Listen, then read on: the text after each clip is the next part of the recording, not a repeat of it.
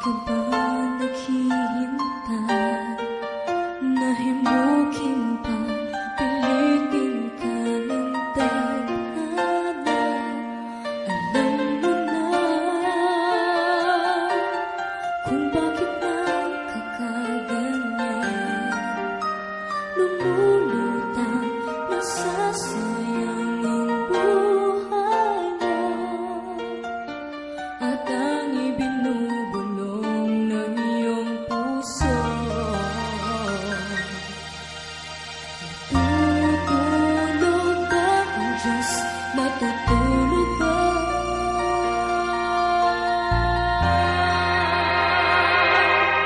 At ikaw ay